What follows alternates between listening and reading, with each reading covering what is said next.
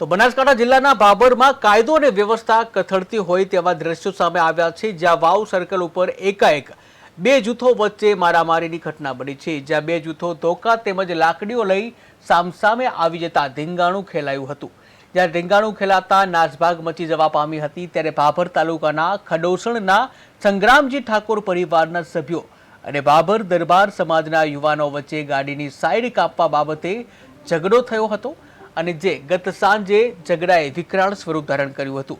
ત્યારે ખડોસણથી 5 ઈસમો એકો ગાડીમાં બાબર વાવ સર્કલ પર આવતા જ દરબાર સમાજના યુવાનો હથિયાર લઈને સામસામે આવી ગયા હતા।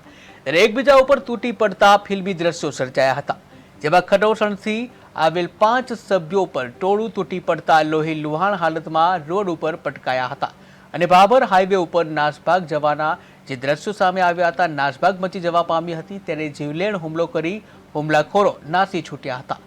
જ્યારે આ ઘટનાની જાણ પોલીસને થતા બાબર પોલીસ તાબડતોબ ઘટના સ્થળે આવી ગઈ હતી।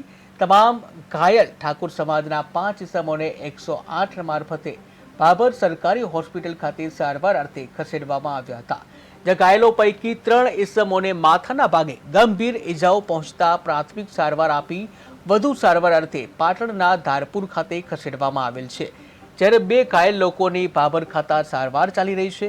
ત્યારે બાબર પોલીસે ચુસ્ત પોલીસ બંદોબસ્ત ગોઠવી ફરાર આરોપીઓને પકડવા તજવીજ હાથ ધરી છે।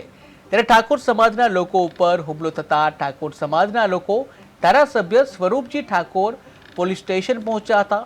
આરોપીને ઝડપી પકડી પાડવા માંગ પણ કરવામાં આવી છે।